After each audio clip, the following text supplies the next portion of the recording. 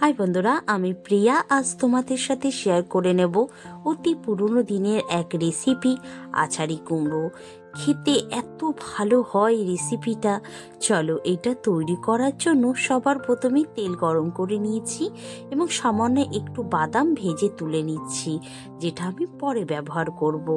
সেই তেলের মধ্যে দিয়ে দিলাম শুকনো লঙ্কা, সামান্য একটু পাঁচফোড়নটা যখন একটু হালকা কালার চলে আসবে দিয়ে দেবো হিংটা কিন্তু অবশ্যই দিতে হবে। দিয়ে দিচ্ছি আদা বাটা। আদাটাকে 1-1.5 মিনিট একটুখানি ভেজে নেব। যখন দেখবো আদা থেকে কাঁচা গন্ধটা চলে গেছে, সামান্য জল দিয়ে দেব, কারণ আমরা এখন গুঁড়ো মশলা ব্যবহার করব। দিয়ে দিচ্ছি স্বাদ অনুযায়ী নুন, হলুদ, 1/2 চামচ করে দিয়ে দেব জিরের গুঁড়ো, ধনের গুঁড়ো, ঝালের জন্য লঙ্কার গুঁড়ো। এবার সবগুলোকে ভালো করে মিশিয়ে কষাবো যতক্ষণ মশলা থেকে তেলটা ছেড়ে না যাচ্ছে।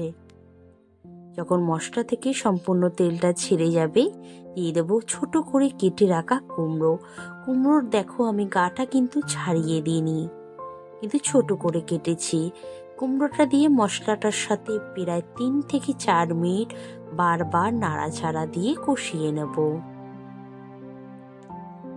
এখানে কিন্তু হালকা একটুখানি কষিয়ে নিতে হবে কিছুক্ষণ ধরে। এবার গ্যাস আস্তে দিয়ে 10 মিনিট রেখে দেবো সিদ্ধ হওয়ার জন্য। আমার 10 মিনিট হয়ে গেছে। আবার একটু দেখে নিচ্ছি আমাদের কতটা বাকি আছে সিদ্ধ হতে। আমাদের আরেকটু সিদ্ধ হলে তাহলে কুমড়োটা সম্পূর্ণ সিদ্ধ হবে। তাই আবার গ্যাস আস্তে দিয়ে আবার 2 থেকে 3 মিনিট ঢাকা দিয়ে রাখলাম। আমার 2-3 মিনিট হয়ে গেছে। দেখো কতটা সুন্দর হয়েছে, আর আমাদের কুমড়ো খুব ভালো সিদ্ধ হয়েছে। দিয়ে দিচ্ছি ভেজে রাখা বাদাম আর একটু আমচুর পাউডার। এখানে আমচুর পাউডারের পরিবর্তে তোমাদের কাছে যদি চাট মশলা থাকে সেটাও দিতে পারো, কারণ এই রেসিপিতে একটু টকটকে খেতে ভালো লাগে। টেস্টের ব্যালেন্স আনার জন্য একটু মিষ্টি দিয়ে দিলাম। এবার হালকা হালকা করে একটু নাড়াচাড়া দিয়ে নেব।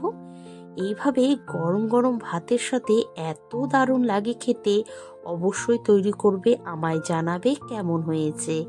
ভালো লাগলে একটা সাবস্ক্রাইব করে দিও। Thank you so much.